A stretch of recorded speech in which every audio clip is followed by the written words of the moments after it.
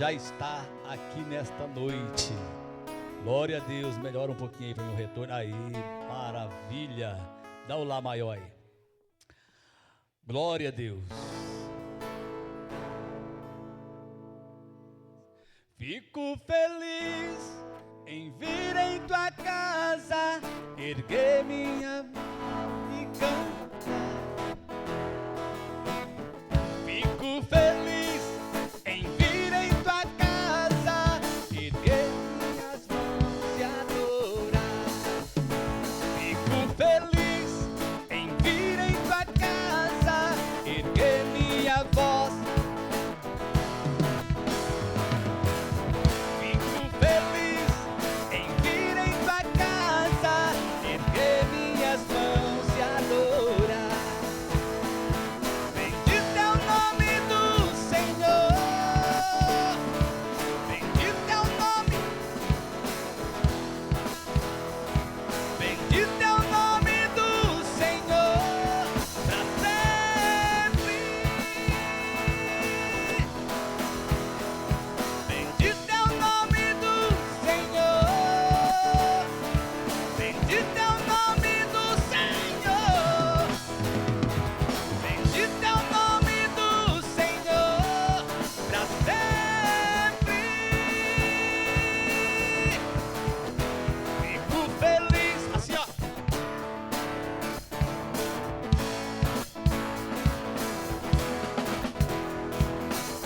Fico feliz em vir, erguer minhas mãos e adorar.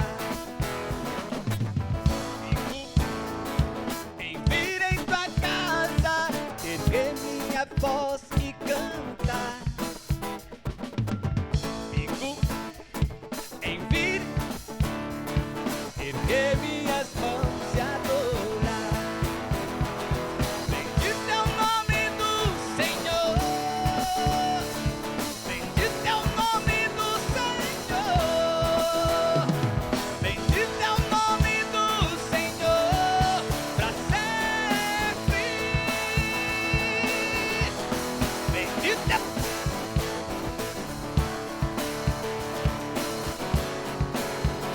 Senhor,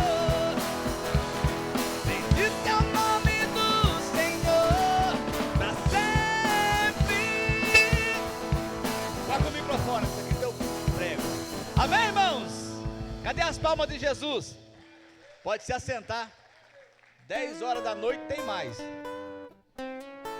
Aleluias. Amém? Lembrando os irmãos que às 10 horas da noite nós estamos começando a nos reunir ali na chácara do irmão Calistão. Para quê? Para uma grandiosa vigília. Essa vigília será inesquecível na sua vida. Se eu fosse você, não perdia a oportunidade de estar lá. Eu disse para os irmãos lá no nosso grupo que nós vamos ter 2 mesas lá. Duas grandiosas mesas. Uma mesa será aquela mesa do Senhor, aonde nós vamos nos derramar na presença dEle e adorá-lo e receber muitas bênçãos espiritual da parte do Senhor. E a outra mesa vai ser, aleluias, a nossa mesa de banquete, que muito provavelmente a gente vai liberar lá para as 2 horas da manhã, amém? Para a gente bater um papo e depois retornar para o momento da oração. Então eu creio que vai ser bênção, amém? Vamos ter mensagens, 3 palavras maravilhosas, muito louvor e adoração. Então, às 10 horas da noite, já estamos lá nos organizando o som, para receber os irmãos que vão participar desta vigília. Amém, queridos?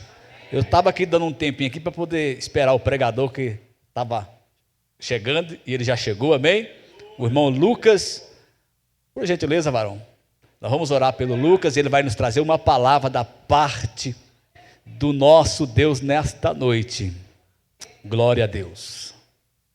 Vamos ficar de pé, estende as suas mãos para cá. Senhor nosso Deus e nosso Pai, teu servo vai tomar posse deste microfone para fazer uso da tua palavra mais uma vez neste santuário. Como sempre, Senhor, que ele seja um instrumento nas tuas mãos. Amém. Amém, pastor. Eu tenho até que orar. Até as 9. Maravilha. Glória a Deus. Saúde a todos com a paz do Senhor. Pode tomar seu assento. Meu coração se alegra em por mais uma vez poder retornar a esta casa de oração. Deus é fiel e tem preparado a oportunidade já de tê-los como parte da minha família. Me sinto em casa, louvo a Deus pela vida dos irmãos. Deus é fiel. Meus irmãos, eu gostaria de louvar a Deus pela oportunidade, pelo privilégio de aqui poder estar. Louvo a Deus pela vida do pastor Rosenilo, de igual modo pela vida do pastor Wagner, que tem me acolhido como filho, como ovelha, e eu louvo a Deus pela vida dos senhores. Irmãos, falar acerca da palavra de Deus é uma grande responsabilidade. Como de costume, eu costumo dizer que não existe uma boa mensagem se Deus não der a mensagem, e que não existe também um bom pregador se Deus não usá-lo. Portanto, eu reconheço a dependência na pessoa bendita de Jesus e do Paracleto, Espírito Santo, que ele possa nos inspirar na palavra. Meus irmãos, eu gostaria de tomar por base um texto ao qual está registrado no capítulo de número 5 de 1 Coríntios, o verso de número 7. Se vocês puderem pôr no telão, a parte B deste versículo vai dizer o seguinte: porque Cristo, nossa Páscoa, foi sacrificado por nós. Amém? É bem verdade que nós estamos em um culto denominado culto da vitória, mas pela data oportuna ao qual estamos vivendo, muitos estão recebendo seus familiares, outros estão viajando. E é bem verdade que é um momento do ano onde o comércio aproveita para fazer as suas promoções e faturar. Mas é bem verdade que a Páscoa, ao qual nós, quanto cristãos, conhecemos, ela vai muito além do que uma época do ano onde o comércio utiliza ali a figura simbólica de um coelho para poder vender chocolate. A Páscoa, ao qual eu quero dizer, ela é transcendental a tudo isso que nós vimos na cultura mundial ao qual nós vivemos. O mundo, nesse final de semana, vai estar celebrando então a Páscoa. Mas o que é a Páscoa, onde ela surgiu e qual o ensinamento que a Páscoa traz para nós? Eu fiz aqui algumas observações a saber que a Páscoa ela tem uma origem judaica e na etimologia da palavra ela traz por significado passar por cima. Sim, ela é uma das festas mais importantes do judaísmo, aonde ela é celebrada anualmente, aonde ela comemora a libertação do povo judeu do cativo do Egito. E conforme narrado no livro de Êxodo, no capítulo de número 12, verso 14 a seguir, nós veremos ali quando Deus levanta Moisés como sacerdote, como profeta, com mão forte ali na terra do Egito, e usa a vida de Moisés como um grande libertador. Nós vemos ainda que quando Deus quer resgatar o seu povo com mãos fortes, nós sabemos da história que o Senhor direciona sobre o Egito cerca de 10 pragas. Ali, a partir do verso de número 13 do capítulo 12 de Êxodo, nós vemos que quando vem chegando uma praga a ser a morte dos primogênitos, o Senhor dá então aos hebreus um sinal, que seria exatamente o sangue de um cordeiro, que eles deveriam passar nos umbrais das portas. E por isso traz ali o seu significado, de que a casa aonde tivesse sinal do sangue, a morte não ia chegar. Aonde tivesse o sinal do sangue do cordeiro, a morte passaria por cima. Ou o anjo que estava vindo ali como uma repreensão de Deus, como uma forma de Deus resgatar o seu povo. Então, este era o sinal. E desde já eu quero dizer uma coisa: sabe por que muitas das vezes a morte espiritual não tem entrado na sua casa? Sabe por que o fracasso, a derrota, a depressão, a ansiedade não tem êxito sobre a vida do cristão? Eu quero te dizer que é exatamente porque o sangue do Cordeiro está sobre as nossas vidas. Aleluia, louvado seja o nome santo do Senhor. E nós vemos ainda que essa derivação, ela tem a sua raiz ainda no hebraico, aonde ela se refere exatamente sobre a proteção de Deus durante a 10ª praga e a mais feroz de todas as pragas que Deus direciona ali sobre todo o Egito. Nós vemos ainda uma refeição ritualística realizada nas 2 primeiras noites das festas com elementos simbólicos. Eu precisei anotar que é a matzá, que significa pão ázimo. Inclusive aqui no texto ao qual eu li, está falando exatamente sobre o fermento que existia ali para poder fazer a levedura do pão, para que o pão crescesse. Mas este pão pascual, ele não podia ter o fermento. Louvado seja o nome santo do Senhor. E ele representa exatamente esta pressa da saída do Egito, sem tempo para fermentar o pão. Então era exatamente esta pressa que Deus tinha em resgatar o seu povo, e era simbólico não ter o fermento. Louvado seja o nome santo do Senhor. O segundo elemento que era utilizado na festa pascual era a maror, que era uma erva amarga, que simbolizava a amargura da escravidão do povo hebreu ali no Egito. Nós vemos ainda o terceiro elemento que era celebrado na Páscoa, que era a zeroá, que era um osso de cordeiro assado. As canelas do cordeiro eram assadas, e ela lembrava o sacrifício do cordeiro e o porquê que eles não estavam sendo mortos, porque no lugar deles houve ali a expiação, houve uma substituição. Louvado seja o nome santo do Senhor. Grave bem esta parte, que eles não morreram porque houve uma substituição. Louvado seja o nome santo do Senhor. E por último, tinha o vinho, aonde eles também celebravam a Páscoa. Era 4 cálices, que representavam as 4 promessas de libertação, descrita no capítulo de número 6, versos 6 e 7 do Êxodo. E nós vemos então, que essa narrativa histórica, ela tem a sua memória viva e celebrada até os dias de hoje para o povo hebraico. Louvado seja o nome santo do Senhor. Nós vemos ainda essa questão do fermento, que durante 7 dias, e ali no 8º dia tinha a diáspora, onde os judeus se abstinham de qualquer alimento fermentado, simbolizando a sua purificação espiritual e a ruptura da opressão. E exatamente este fermento que traz uma simbologia ou um significado nas nossas vidas, no nosso cotidiano, porque muitas das vezes nós deixamos que o fermento venha estar presente no nosso dia a dia, venha estar presente nos nossos relacionamentos, venha estar presente na nossa comunhão com alguém. Eu quero te dizer, deixe este fermento de lado, purifique-se, purifique a sua vida espiritual, porque assim como o fermento, ele pode levedar toda a massa. Ali uma palavra, um comportamento, uma atitude pode pôr fora toda uma história que Deus estaria construindo. Louvado seja o nome santo do Senhor. Eu quero destacar ainda pelo menos 3 pontos acerca da liberdade e da redenção, aonde a Páscoa ela celebra não apenas a libertação física, mas a ideia de que Deus intervém na história para resgatar o seu povo.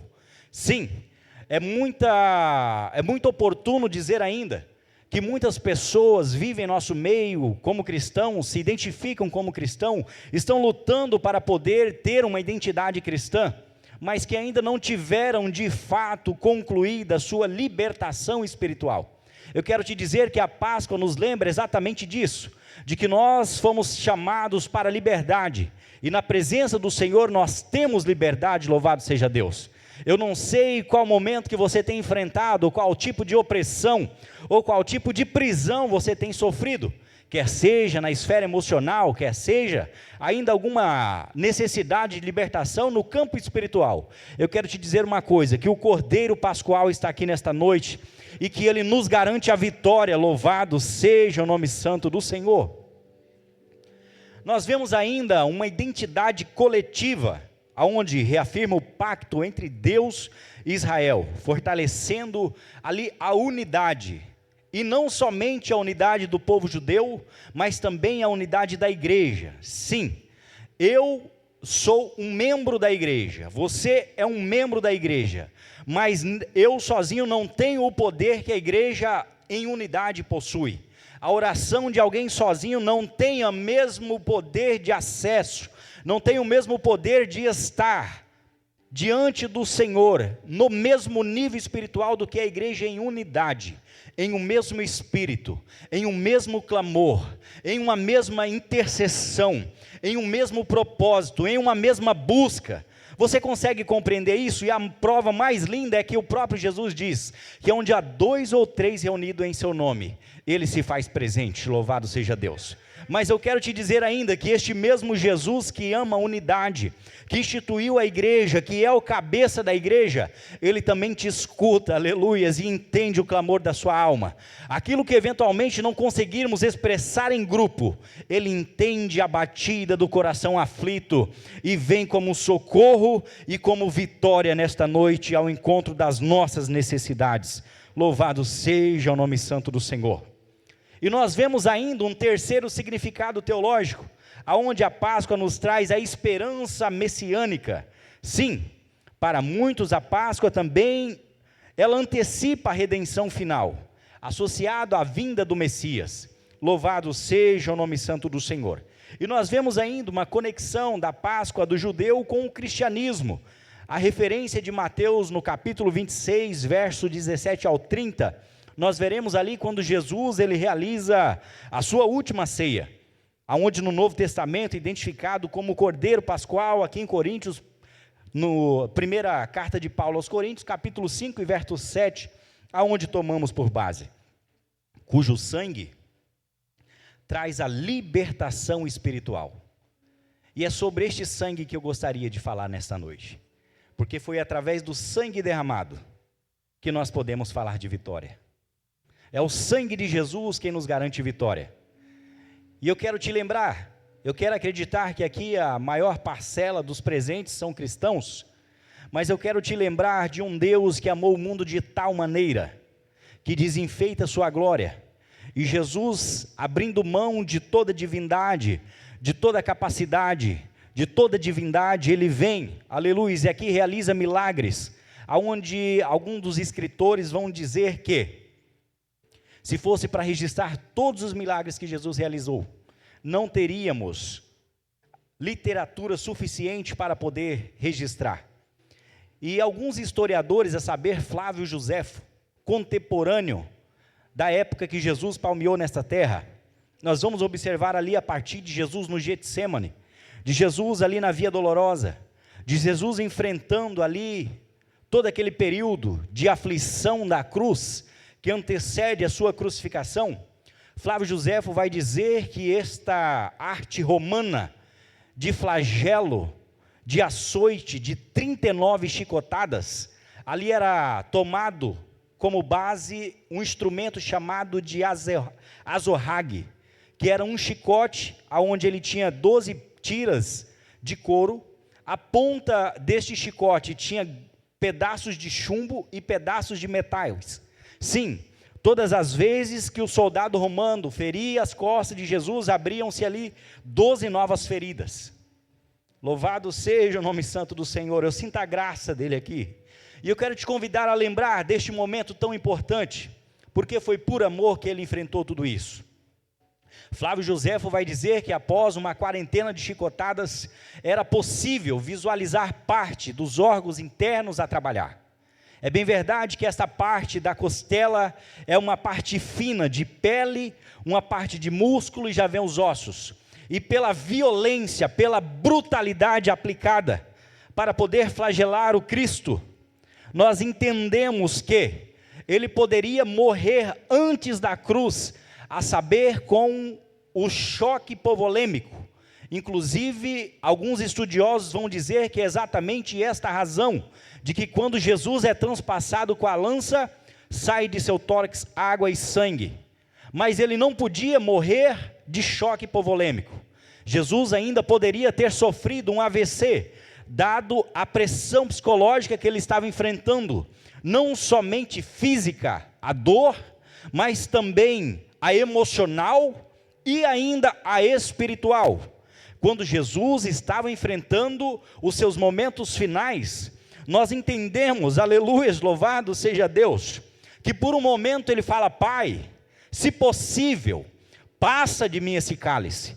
Então nós entendemos e nós contemplamos que Jesus, ele deu esta opção, mas ele abrindo mão, aleluias, da sua própria vida, por amor a um povo, por amor a você e a mim, para nos dar vitória, ele falou: mas seja feita a tua vontade, louvado seja Deus. E continua aquele episódio, aonde Pilatos ainda dá a opção para que o povo judeu pudesse escolher soltar alguém. Tanto é que, dado ao costume dos judeus, era normal que eles liberassem ali um dos malfeitores, e ele estava o Cristo de um lado, e estava Barrabás de outro. E quando o Pilatos pergunta para uma multidão: quem vocês querem que eu solte? Que eu solte a Barrabás ou Jesus chamado Cristo? E aquela multidão escolheu um malfeitor. Aquela multidão escolheu um homem que preferiu viver a sua vida de modo dissoluto, de maneira perversa, de maneira criminosa. Mas deram a oportunidade e colocaram o Cristo, o Salvador da humanidade, aquele que propiciou o homem à salvação, para poder estar, aleluias, no lugar que você está. Louvado seja o nome santo do Senhor. Aqueles escolheram Barrabás, mas eu entendo que eu estou diante de uma igreja que escolheu o Cristo vivo, ressurreto e poderoso. Louvado seja o nome do Senhor. E indo um pouco mais adiante, nós vamos ver que não bastou somente ali aquela quarentena de chicotadas, não. Ele ainda foi humilhado, cuspido, aleluia, louvado seja Deus. E quando ele estava a caminhar, louvado seja Deus, com o patíbulo da cruz nas suas costas, eu posso imaginar o que passava na cabeça dele, e quem sabe o mundo espiritual ali alvoroçado, porque o mundo espiritual sabia, aleluias, que todas as coisas dependiam daquele momento, e que a morte de Jesus não deveria acontecer, porque a morte de Jesus implicava na vitória da igreja, e a consumação de todas as coisas. E nós vamos ver ainda, que um certo Simão chamado Cirineu, é convidado a ajudar Jesus a carregar aquela cruz, e aquilo me deixa o coração cheio de alegria, porque diante daquele momento de dor, um ser humano, assim como você e eu, se compadecendo do Cristo, tenta ombrear com ele e sente o peso daquele madeiro, porque aquela madeira não era somente aquele cerca de 45 quilos sobre as costas dele, toda a ferida, não. Ali naquela cruz tinha o peso do meu e do teu pecado. Ali naquela cruz tinha o preço, aleluias, da redenção de todo homem, assim como a palavra vai dizer, que ele comprou para si homens de todas as línguas, credos, nações, de todos os lugares. Louvado seja Deus. E eles vão conduzindo o mestre. E nós sabemos que aquela cruz não era dele. Aquela cruz era para Barrabás, e alguns estudiosos vão dizer que Barrabás era um homem de estatura superior a de Jesus, e quando ele vai estar em cima daquele patíbulo que o soldado romano precisa pregar as suas mãos, prega primeiro um lado, o segundo lado não dava, então eles puxam, quebram, arrancam praticamente o seu braço para que alcançasse do outro lado, e ali cravam os pregos que foram necessários para que pudéssemos estar aqui nesta noite falando de vitória. E um detalhe que me chama muita atenção é que ele não abriu a sua boca, e como ovelha muda foi levado ao matadouro. Louvado seja o nome santo do Senhor. Mas eu quero te dizer uma coisa, aquele Jesus que estava sendo crucificado, em momento nenhum ele reclama, em momento nenhum ele pensa em desistir, mas em espírito orando ao Pai, louvado seja Deus em todos os momentos. E um outro detalhe que me chama a atenção, que na cultura judaica, tinha um evento chamado Tetelestai, que era exatamente quando alguém tinha uma dívida, o credor podia levar alguém daquela casa cativo, como escravo, para poder pagar aquela dívida. E nós, interessantemente, observamos que no brado da cruz, Jesus pronuncia exatamente essa palavra, tetelestai. E eu fui buscar entender o que ele estava dizendo. Ele estava dizendo para o judeu que conhecia da cultura, e para nós, gentios, que posteriormente iríamos saber da história, iríamos entender que sobre toda a humanidade existia uma maldição que trouxe morte ao homem. Sim, o pecado trouxe a gravidade da morte sobre todo homem. O homem não foi criado para morrer, mas o pecado trouxe a morte ao homem. Uma das maiores provas de que não fomos formados, criados por Deus para a morte, é a dificuldade que nós encontramos em enfrentar o luto. Sim, é porque Deus não colocou no DNA humano normal, original, esta capacidade de entender a separação. E eu gostaria de abrir um parêntese nessa noite para poder falar sobre o luto. E eu tenho certeza que essa palavra tem um endereço. Eu quero te lembrar que a morte, ela é somente um intervalo, aonde, aleluias, aqueles que estiveram em Cristo, aqueles que entenderam que Ele é o Cordeiro Pascual que propiciou a vida, louvado seja Deus. E eu quero te dizer uma coisa: a morte não vai segurar, ela não vai conseguir segurar no túmulo o corpo daquele cristão genuíno que morreu abraçado com Cristo, porque Ele nos prometeu muito além do que uma vida efêmera, passageira aqui nesta terra. Ele nos prometeu uma vida eterna. Aqueles que passaram pela morte, aqueles que estão descansando no seio de Abraão neste momento, nós entendemos que quando Cristo, Ele vier buscar a sua igreja, estes que descansaram no Senhor, ressuscitarão primeiro, e nós, os que estivermos vivos, seremos arrebatados. Então eu quero te dizer, se você tem enfrentado luto, descansa o seu coração, acalma a sua alma, porque vai chegar um dia, louvado seja Deus, que Deus vai devolver a vida àqueles que morreram em Cristo. Louvado seja o nome santo do Senhor. E é interessante que Jesus estava ali, e mesmo diante da morte, Ele contemplava do outro lado. Tanto é que do seu lado direito e do seu lado esquerdo existiam dois homens que viveram uma vida dissoluta, mas que no último momento um deles reconheceu e disse: olha, Senhor, quando chegar no teu reino, quando chegar no paraíso, lembra-te de mim. Ali aquele homem estava dizendo: Senhor, eu sei que para mim não tem mais possibilidades, eu não vou ter uma outra oportunidade de viver uma vida diferente, eu não vou ter uma outra oportunidade de poder me redimir dos crimes que pratiquei, de todos aqueles que de algum modo eu prestei algum tipo de prejuízo, ou causei algum tipo de tristeza. Mas como eu não posso corrigir com o meu próximo, eu quero pedir ao Senhor, lembra de mim. E ali Jesus, ao invés de imputar sobre aquele homem juízo, Ele imputou sobre ele salvação e o convidou, aleluia. Ainda hoje você vai estar comigo no paraíso. Louvado seja Deus. E nós vamos ver ainda que Cristo continua naquele ambiente. E quando Ele é transpassado pela lança, que jorra água misturado com sangue, louvado seja Deus, e que Ele olha para a eternidade, ali um dos momentos mais tristes da história, porque o Pai, na sua infinita bondade e santidade, quando Ele olha para o Pai estava de costa. Tanto é que quando Ele fala: Eli, Eli, lema sabachthani, Pai, por que me desamparaste? Porque o Senhor vai me deixar passar por este momento sozinho? Eu quero te dizer uma coisa: a maior aflição, a maior angústia de Jesus não foi a cruz, não foi a quarentena de chicotadas, não foi a humilhação. A maior perca que Jesus, ou o maior sofrimento que Ele passa, foram aqueles instantes onde Ele precisou se separar do Pai, não porque Ele tinha pecado, aleluias, mas porque Ele estava carregando sobre Ele os nossos pecados, e para que nós pudéssemos ter vitória, Ele enfrentou calado, louvado seja Deus. Mas eu quero te dizer uma coisa, a história não termina com um Cristo morto, não.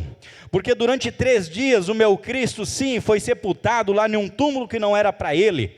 Mas ali depois do 3º dia, Maria Madalena chega lá procurando, aleluia, louvado seja Deus, aonde está o meu mestre, aonde está o meu Jesus, e ela olha ali, está a porta do túmulo revolvida, aonde ela entende que alguma coisa tinha acontecido, alguém tinha levado o corpo do Senhor, mas essa Maria tinha se esquecido de uma coisa, porque este mesmo Jesus que morreu, ele tinha dito que ele iria nas partes mais baixas da terra, levaria cativo o cativeiro, louvado seja o nome santo do Senhor, e tragada foi a morte pela vitória. Aonde está o inferno, ó teu aguilhão? Aleluia, louvado seja Deus, e a ressurreição dele é a garantia que nós estaremos com ele para sempre. Louvado e exaltado é o nome deste Senhor. O nosso Cristo vive, aleluia, louvado seja.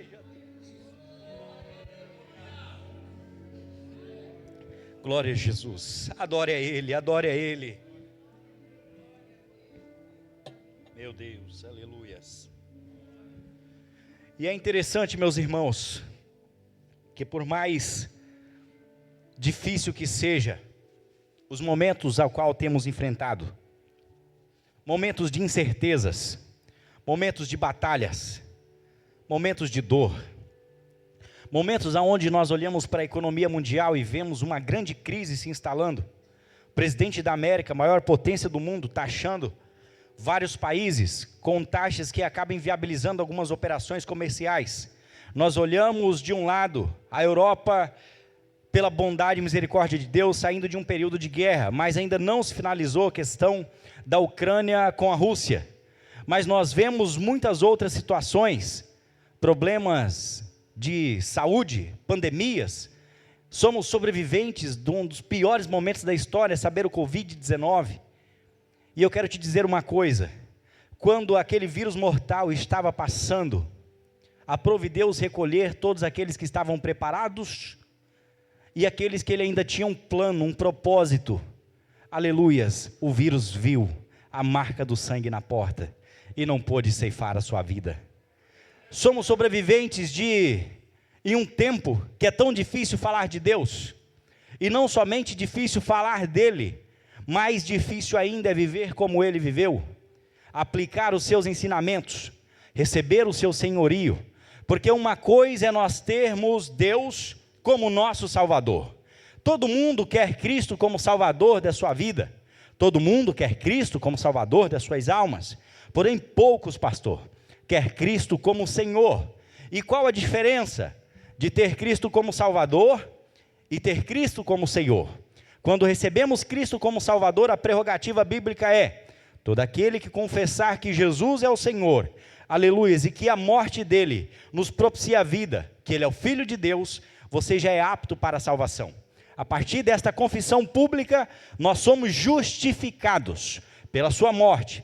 Então, nós que noutrora morreríamos e teríamos que enfrentar uma segunda morte, a saber que o inferno, ou o significado da palavra inferno, é exatamente uma separação absoluta de Deus.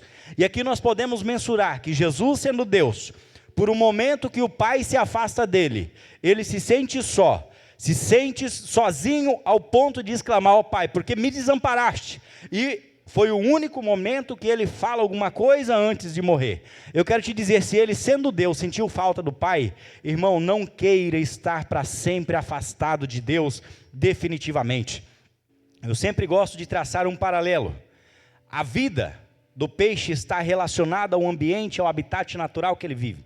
Se você tira um peixe da água, este peixe ele vai morrer, porque a água é sua origem.